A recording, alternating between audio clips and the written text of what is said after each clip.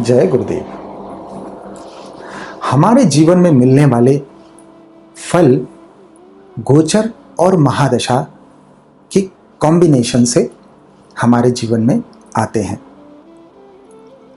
अब जब हम गोचर की बात करते हैं तो 4 ग्रहों का गोचर सबसे महत्वपूर्ण माना गया है। देवगुरु बृहस्पति, शनि, राहु और केतु।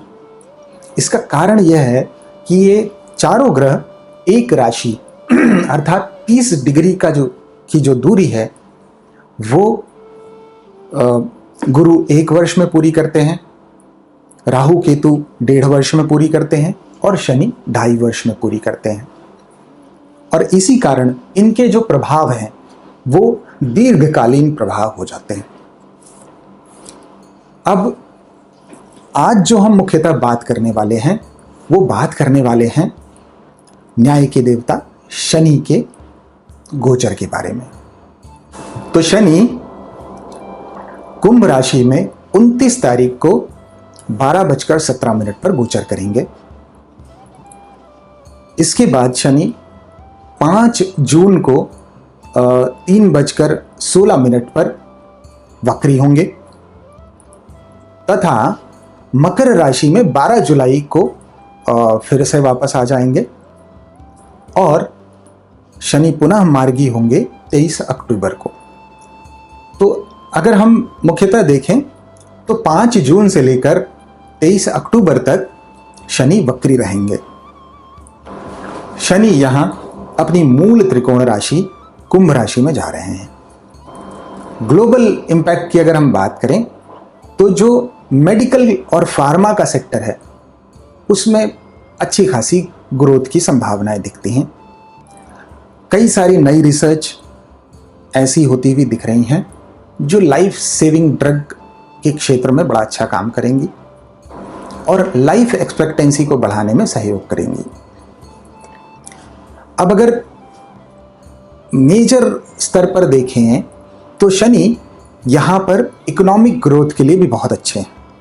पर इकोनॉमिक ग्रोथ की जब हम बात करते हैं तो ये उन सेक्टर या उन देशों की हम बात कर रहे हैं जहां पर भौतिक सिद्धांत जो बेसिक सिद्धांत हैं, जीवन के जो बेसिक्स हैं वो एकदम एब्सोल्युटली करेक्ट हैं। अर्थात वो लोग जो मैनिपुलेशन में कहीं से कहीं तक नहीं है, वहां पर ये शनि बहुत अच्छे प्रभाव देंगे। परंतु ऐसे क्षेत्र जहां पर मैनिपुलेशन है या जहां पर बेसिक्स राइट नहीं है, वहां पर कई सारे करेक्शंस संभव हैं।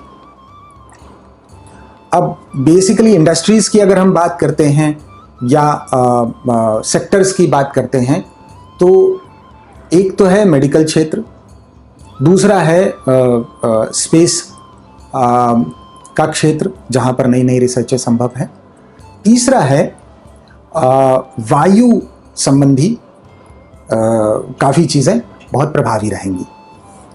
अब वायु के क्षेत्र में अगर हम बात करें तो देखिए इस समय पर जो प्राकृतिक घटनाएं हैं वो तो थोड़ी कम होती हुई दिख रही हैं, पर एयर प्रेशर जो है यहाँ पर बढ़ा हुआ रह सकता है, जो बेसिकली जिसे हम आंधी तूफान या हवाई दुर्घटनाएं ये सब संभव हैं इस समय में। शनि कुंभ राशि में अपने गोचर के दौरान एक और बड़ा मुख्य प्रभाव छोड़ेंगे। वो ऐसा है कि जो सोशल वेलफेयर के क्षेत्र हैं वहाँ पर बहुत अच्छे कार्य होंगे। जहाँ हम बात कर रहे हैं जो गरीब तबका है या जो नीडी लोग हैं जिनके पास ज़रूरत की सामान बेसिक नेसेसिटीज़ जिनके पास नहीं हैं, उन लोगों की सहायता के लिए बहुत अच्छे अच्छे कार्य होंगे, बहुत अच्छे क्षेत्र खुलेंगे। जंगल और प्रकृति को लेकर के काफ़ी अच्छे कार्य होंगे।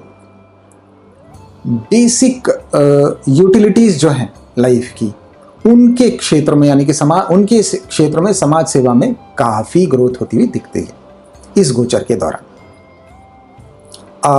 पॉल्यूशन को लेकर के जैसे प्लास्टिक और ये सब हैं, इनके क्षेत्र में भी काफ़ी अच्छा प्रोडक्टिव काम होगा, जिससे आने वाली जनरेशन्स में ये जो पॉल्यूशन है ये काफ़ी हद तक कम किया जा सके।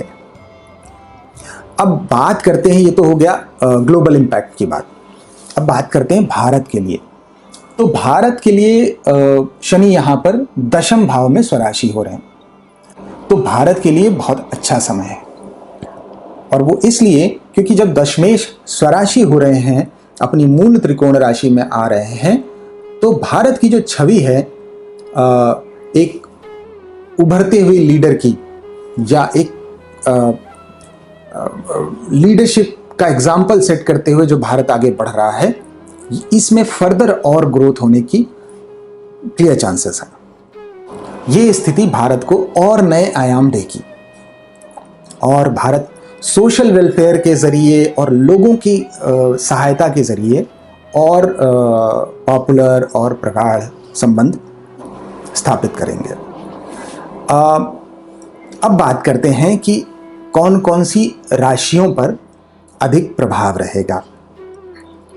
तो देखिए क्या है कि शनि जब कुंभ राशि में आ रहे हैं, तो शनि यहाँ से मेष राशि को देखेंगे तीसरी दृष्टि से, और मेष राशि में राहु ऑलरेडी बैठे हुए हैं, जहाँ पर 30 तारीख को की रात को इक्लिप्स होने वाला है, सूर्य ग्रहण होने वाला है। तो बात ऐसी बनती है कि मेष राशि किसी के भी कुंडली में जहाँ पर भी है, उस पर काफ़ी दबाव रहेगा। दूसरी बात हम करते हैं तो सिंह राशि जो है, सिंह राशि किसी की भी कुंडली में जहाँ पे भी है, वहाँ पर दूसरा सबसे अधिक प्रभाव रहेगा। क्यों? क्योंकि सूर्य तो ग्रहण की स्थिति में है ही है, साथ में राहु अपनी पंचम दृष्टि से सिंह राशि को देख रहे हैं, साथ ही साथ शनि अपनी सप्तम दृष्टि से सिंह राशि को देख रहे हैं, और शनि अपनी दशम दृष्टि से वृश्चिक राशि को देख रहे हैं। तो सभी के जीवन में ये 3 राशियां जहां भी पड़ रही हैं, उनमें अत्यधिक प्रभाव रहेगा। अब जब हम प्रभाव की बात करते हैं तो मेष पर नकारात्मक प्रभाव रहेगा, सिंह पर नकारात्मक प्रभाव रहेगा, और वृश्चिक राशि की जो हम बात कर रहे हैं, वृश्चिक राशि पर मिक्स्ड रिजल्ट आने की संभावना है, क्योंकि देवगुरु बृहस्पति और शनि दोनों की जो दृष्टि है, ये आपको दोनों स्तर की चीजें देंगी। अर्थात गुरु आपको ग्रोथ भी देंगे, गुरु आपको एक्सपेंशन भी देंगे, और शनि आपको डिसिप्लिन और ये सारे गुण भी देंगे। शनि के गोचर की जब भी हम बात करते हैं तो एक अलग सा भय सबके मन में आ जाता है। उसका कारण है कि शनि 7.5 के लिए जाने जाते हैं। अभी जब कुंभ राशि में शनि जाएंगे तो कुंभ राशि का दूसरा ढैया प्रारंभ हो जाएगा, मकर राशि का तीसरा ढैया प्रारंभ हो जाएगा, और मीन राशि का पहला ढैया प्रारंभ हो जाएगा। अब बात करते हैं चतुर्थ शनि के बारे में। वृश्चिक राशि के लिए शनि चतुर्थ भाव में गोचर करेंगे, अतः वृश्चिक राशि का ढैया प्रारंभ होगा, और साथ ही साथ कर्क राशि के लिए कंटक शनि अर्थात अष्टम शनि प्रारंभ होंगे, और इसी के साथ वृषभ राशि का दशम शनि का गोचर भी प्रारंभ होगा। अतः इन 6 राशियों में अत्यधिक प्रभाव रहेगा। और इसके साथ ही साथ हमने सिंह राशि, वृश्चिक राशि और मेष राशि के बारे में बात ऑलरेडी कर ली है। क्यों? क्योंकि उन पर दृष्टि है। अब इसके बाद बात करते हैं, ये तो हो गया गोचर का क्या क्या प्रभाव रहेगा। अब बात करते हैं विभिन्न राशियों के बारे में। तो देखिए, मेष राशि की जब हम बात करते हैं तो मेष राशि के लिए गोचर एकादश भाव में हो रहा है, और शनि यहां पर स्वराशि हो रहे हैं। यहां से शनि आपके लग्न को, आपके पंचम को और आपके अष्टम को देखेंगे। अब बात ऐसी है कि देखिए, यहां पर जो स्थिति बनती है वो ऐसी बनती है कि आपके पिता के स्वास्थ्य से संबंधित सतर्कता आपको बना के रखनी है। संतान संबंधी बातें जो भी हैं, उन पर अत्यधिक ध्यान रखने की आवश्यकता है, उनकी आवश्यकताओं पर ध्यान रखने की आवश्यकता है, और साथ ही साथ उनके स्वास्थ्य का भी ध्यान रखें, क्योंकि वो कुछ प्रेशर में हो सकते हैं, कुछ दबाव में हो सकते हैं। तीसरे स्तर पर बात करते हैं तो एकादशेश अर्थात लाभेश आपके स्वराशि हो रहे हैं, तो ये आय के माध्यमों के लिए बहुत अच्छा कॉम्बिनेशन है। और साथ ही इस गोचर के साथ ही इस समय लग्नेश भी वहीं पर एकादश भाव में रहेंगे। अतः यहाँ पर ऐसी स्थिति बनती है कि आपको इंक्रीमेंट या प्रमोशन आदि मिलने की संभावना है, यदि दशा भी अच्छी चल रही हो तो। और इसके साथ ही साथ आपको पेरेंटल प्रॉपर्टी या इंश्योरेंस से लाभ, या कुंडली में अच्छी कॉम्बिनेशंस हो तो लॉटरी में भी बेनिफिट्स होते हुए दिख रहे हैं। पर एक जो महत्वपूर्ण बात है कि आपका क्रोध और आपकी ग्रीड, यह आपकी सबसे बड़ी समस्या है और यही आपके स्वास्थ्य के लिए कष्टदायक है। अतः आपको इनसे थोड़ा सा बच के रहना चाहिए। शरीर में अग्नि तत्व बढ़ा रह सकता है और वायु संबंधी विकार हो सकते हैं। भोजन संबंधी चीज़ों का ध्यान रखें। आप ओम नमः शिवाय का जप करें, बहुत अच्छा रहेगा आपके लिए। बात करते हैं वृषभ राशि की। तो वृषभ राशि के लिए गोचर दशम में हो रहा है शनि का, और शनि दशम में स्वराशि हो रहा है। तो दशमेश स्वराशि हो रहा है, ये बहुत अच्छी बात है। शनि यहाँ से आपके द्वादश भाव को देखेंगे, आपके चतुर्थ भाव को देखेंगे और आपके सप्तम भाव को देखेंगे। अब बात ऐसी बनती है कि आपको अस्पताल के चक्कर लगाने पड़ सकते हैं, आपका खर्च थोड़ा सा बढ़ा हुआ रह सकता है। आपकी माता का स्वास्थ्य का ध्यान रखें। अब इसमें एक बात ऐसी है कि देखिए, अस्पताल के चक्कर तो आपके लगते हुए दिख रहे हैं और खर्चा बढ़ता हुआ दिख रहा है, तो आप ये कर सकते हैं कि आप प्रोएक्टिवली अस्पताल में जाकर कुछ दान कर दें, वो आपके लिए अच्छा रहेगा। अब दूसरे स्तर पर बात करते हैं तो क्योंकि दशम में मंगल भी इस समय रहेंगे, तो ऑफिस में कॉन्फ्लिक्ट से बचें। और ये जो कॉन्फ्लिक्ट है, ये अननेसेसरली आपको चैलेंजेस दे सकती है। आपको चाहिए कि आप दवाओं का दान करें और यदि संभव हो तो रक्तदान करें, ये बहुत अच्छा रहेगा आपके लिए। आप देवी कवच का पाठ नित्य सुबह करें, आपके लिए बहुत अच्छा रहेगा। बात करते हैं मिथुन राशि की। तो मिथुन राशि के लिए ये गोचर नवम भाव में हो रहा है। नवम भाव में शनि स्वराशि हो रहे हैं। शनि यहाँ से आपके एकादश भाव को देखेंगे, आपके तृतीय भाव को देखेंगे और आपके षष्ठम भाव को देखेंगे। तो देखिए क्या है यहाँ पर, अगर हम बात करेंगे भाग्य संबंधी बातों की, तो ये भाग्य के लिए तो बहुत अच्छा है। आपका जो इनकम है उसको लेकर के आपको बहुत मेहनत करने की आवश्यकता है और सतर्क भी रहने की आवश्यकता है।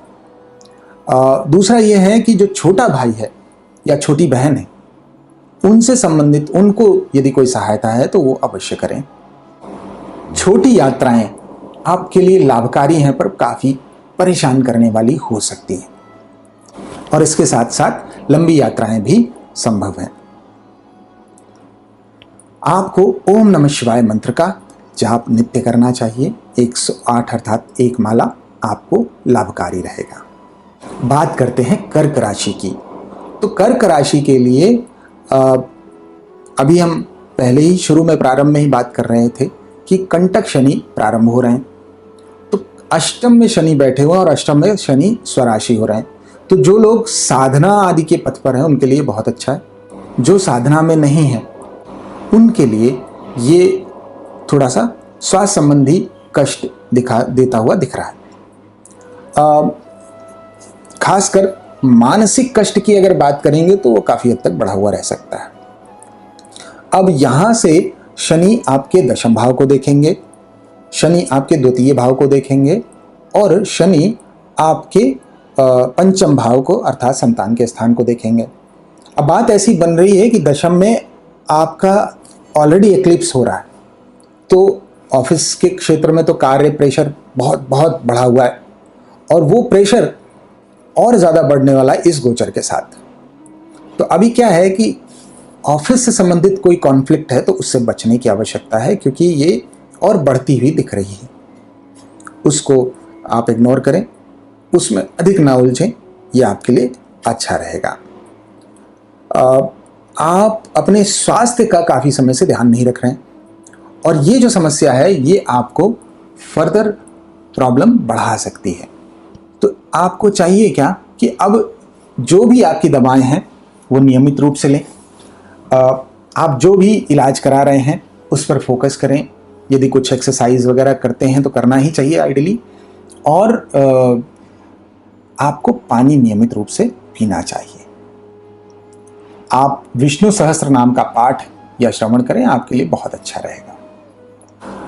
अब अगली राशि पर बढ़ने से पहले यहाँ पर यह महत्वपूर्ण है समझना कि किसी भी राशिफल को हम लग्न से देखें या राशि से देखें, तो किसी भी गोचर के परिणाम को हमें लग्न और राशि दोनों से देखकर उनके मध्य के फलों का अनुमान करना चाहिए।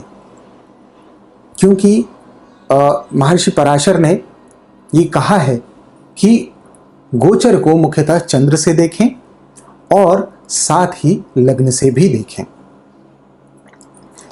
तो दोनों के मिश्रित फल आप एक्सपेक्ट कर सकते हैं। अब आगे बढ़ते हैं तो सिंह राशि की बात करते हैं। तो सिंह राशि के लिए शनि उनके सप्तम भाव में स्वराशि हो रहे हैं और यहाँ से शनि नवम स्थान, लग्न और चतुर्थ स्थान पर दृष्टि करेंगे। आपको अपने माता पिता के स्वास्थ्य का ध्यान रखने की आवश्यकता है।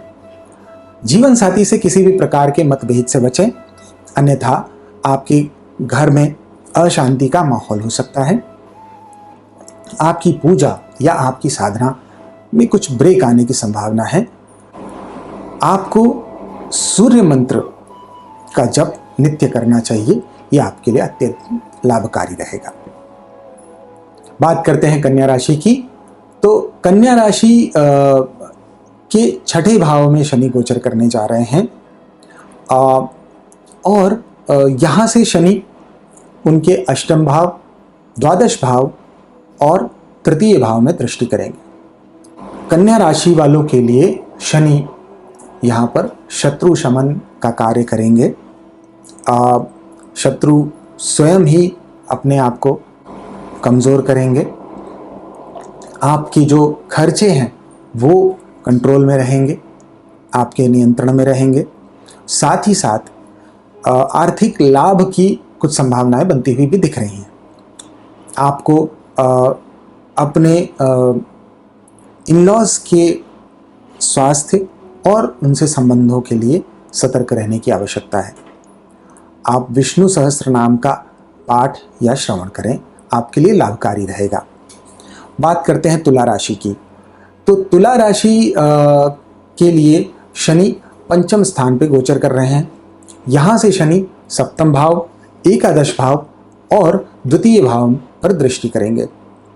अब सीधी सी एक बात है कि आपके सप्तम पे ग्रहण होने वाला है, तो आपको जीवन साथी के स्वास्थ्य के लिए अत्यधिक सावधान रहने की आवश्यकता है, क्योंकि शनि की तीसरी दृष्टि वहाँ पर पड़ रही है। साथ ही साथ आपको बहुत ही ज़्यादा ज़िद्दी या स्टबॉर्न होने की से बचना चाहिए। आपको थोड़ा सा फ्लेक्सिबल रहना चाहिए, क्योंकि इससे क्या है, जो कॉन्फ्लिक्ट है वो और बढ़ जाती है। आपकी आय के स्रोतों में कुछ प्रेशर आता हुआ दिख रहा है तथा साथ ही साथ खर्च भी बढ़ने की संभावना है। आप अपने फूड हैबिट्स यानी कि भोजन संबंधी आदतों का ध्यान रखें। आप ललिता सहस्त्र नाम का पाठ करें या श्रवण करें, आपके लिए लाभकारी रहेगा। बात करते हैं वृश्चिक राशि की। तो वृश्चिक राशि के चतुर्थ में ये गोचर हो रहा है और शनि यहाँ से षष्ठम भाव पर दृष्टि करेंगे, दशम भाव पर दृष्टि करेंगे और लग्न पर दृष्टि करेंगे। आपके कार्य क्षेत्र में वर्क प्रेशर थोड़ा सा बढ़ता हुआ दिख रहा है। आपको किसी भी प्रकार की कॉन्फ्लिक्ट से बचना चाहिए। और जैसा कि हमने प्रारंभ में ही बात की कि आपके लिए चतुर्थ शनि प्रारंभ हो गए हैं आपके चंद्र से, तो वृश्चिक राशि वालों को अत्यधिक सकारात्मकता की आवश्यकता है। उन्हें ज़्यादा से ज़्यादा ध्यान और प्रार्थना में उतरने की आवश्यकता है। आपको अपने ओवरऑल अपलिफ्टमेंट के लिए लगातार कार्य करना पड़ेगा। अभिप्राय यहाँ पर यह है कि आप स्वयं के लिए मेहनत करें, स्वयं के ग्रोथ के लिए मेहनत करें, वो आपको सहायता करेगा। आप गुरुदेव का मंत्र का जप करें, यह मंत्र आपके लिए कल्याणकारी होगा। आगे बढ़ते हैं, बात करते हैं धनु राशि की। तो धनु राशि के लिए तृतीय भाव से शनि का गोचर होने जा रहा है और तृतीय भाव पराक्रम का स्थान होता है और छोटी यात्राओं का भाव होता है। आपके चतुर्थ में स्वराशि हैं, तृतीय भाव में स्वराशि हैं। अब हो क्या रहा है कि आपके नवम पर भी प्रभाव है, द्वादश पर भी प्रभाव है और पंचम पर भी प्रभाव है। तो संतान के लिए सतर्क रहें, उनके स्वास्थ्य का ध्यान रखें। साथ ही साथ यात्राएं आपको बहुत थकाने वाली हैं। आप छोटी बड़ी और विदेश की यात्राएं भी करेंगे। हालांकि ये जो प्रभाव हैं ये दशा पर भी निर्भर करते हैं, परंतु यात्राएं तो निश्चित तौर पर होंगी ही और छोटी यात्राएं बहुत थकाने वाली होंगी, पर आपके लिए अच्छी रहेंगी। आप विष्णु सहस्त्रनाम का पाठ या श्रवण करें, आपके लिए कल्याणकारी होगा। बात करते हैं मकर राशि की। तो मकर राशि के लिए द्वितीय भाव में ये गोचर हो रहा है। तो द्वितीय भाव से शनि आपके चतुर्थ, आपके अष्टम और आपके एकादश भाव पर दृष्टि करेंगे। यहाँ से जो स्थिति बनती है वो ऐसी बनती है कि आपके धन अर्जन और धन संचय के लिए बहुत ही अच्छी स्थिति है। आप ने जो इन्वेस्टमेंट किए थे वहाँ से अच्छे फायदे या बेनिफिट्स होने की संभावना है और साथ ही साथ पुराना यदि कुछ पैसा फंसा हुआ है इन्वेस्टमेंट्स का तो वो भी निकलने की संभावना है। विशेषतः यहाँ पर हम बात कर रहे हैं इंश्योरेंस या फिर पैतृक संपत्ति की भी। आपको जीवन साथी के स्वास्थ्य के लिए सतर्क रहने की आवश्यकता है। साथ ही साथ जीवन साथी से किसी भी प्रकार की कॉन्फ्लिक्ट या मतभेद से बचें, अन्यथा घर में अशांति का माहौल होने की संभावना है। पिताजी के स्वास्थ्य के लिए आने वाले कुछ महीनों में आपको सतर्क रहने की आवश्यकता है। आय और धन संचय के लिए बहुत ही अच्छा समय है, इसका सदुपयोग करें। गणपति अथर्वशीर्ष का पारायण या श्रवण करें, आपके लिए लाभकारी रहेगा।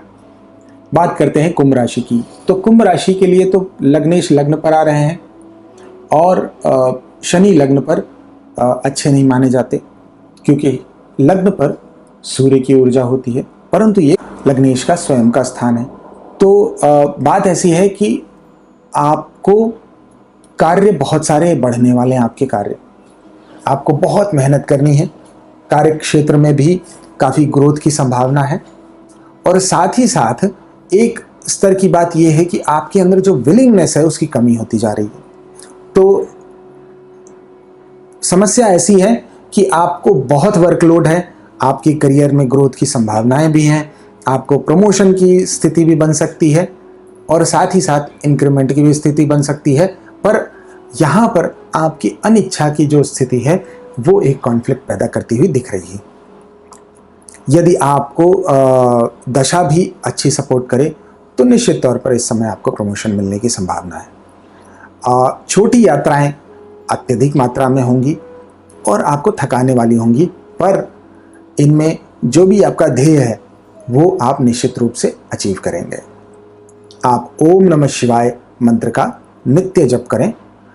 मंत्र जप के लिए ये महत्वपूर्ण है कि आप कम से कम एक माला अर्थात 108 मंत्र अवश्य करें, वो आपके लिए लाभकारी होगा। बात करते हैं अंतिम राशि मीन राशि की। तो मीन राशि के लिए शनि गोचर द्वादश भाव में कर रहे हैं और यहाँ से शनि द्वितीय स्थान, षष्ठम स्थान और नवम स्थान पर दृष्टि कर रहे हैं। अब ऐसा है कि देखिए काफ़ी समय से आपकी जो सेविंग्स है उन पर एक बहुत बड़ा खर्च का बोझ लगा हुआ है और आपकी सेविंग्स कम होती चली जा रही है। ये जो शनि का गोचर है ये फर्दर आपकी सेविंग्स को और कम करने की स्थिति दिखाता है। आपको चाहिए कि आप खर्च करने से पहले यह आकलन करें कि क्या ये खर्च जस्टिफाइड है और तभी इसका खर्च करें। दूसरी स्थिति ऐसी है कि आपकी जो वात संबंधी समस्याएं हैं वो आपके अंदर बढ़ सकती हैं, तो स्वास्थ्य का ध्यान रखें। भोजन संबंधी सतर्कता बनाकर रखें क्योंकि द्वितीय भाव पर काफ़ी प्रेशर है। आपको इस समय पर रिलीजियस यात्रा अर्थात धार्मिक यात्रा या पैतृक स्थान की यात्रा संभव है। आप विष्णु सहस्त्र नाम का पाठ या श्रवण करें, आपके लिए कल्याणकारी होगा। तो ये हो गया 12 की 12 राशियों का राशिफल। अब ये जो गोचर है, इस गोचर को समझें तो सामाजिक कल्याण के लिए ये गोचर बहुत अच्छा है। जो गरीब तबका है, जो अनप्रिविलेज्ड लोग हैं, उनके लिए ये बहुत ही अच्छा समय है क्योंकि उनके लिए बहुत अच्छी नीतियाँ बनेंगी। तो सभी को ये चाहिए कि इस समय में ज़्यादा से ज़्यादा कंट्रीब्यूशन करें, चाहे वो आर्थिक स्तर पर हो, चाहे वो श्रम के स्तर पर हो या स्वयं के स्तर पर कुछ कंट्रीब्यूट करके अगर आप कुछ कर सकते हो तो धर्म के कल्याण के लिए, नारायण सेवा और गरीब लोगों के कल्याण के लिए ये बहुत ही अच्छा समय है। और जब भी आप ये इस क्षेत्र में एफर्ट लेंगे तो आपको उसका सकारात्मक फल प्राप्त होगा। शनि के यहाँ पर सकारात्मक प्रभाव प्राप्त करने के लिए सभी नारायण सेवा करें, अस्पताल आदि में दवा, भोजन आदि का दान करें, यदि संभव हो तो रक्तदान करें और शनिवार को संध्या के समय इस मंत्र का जप करें।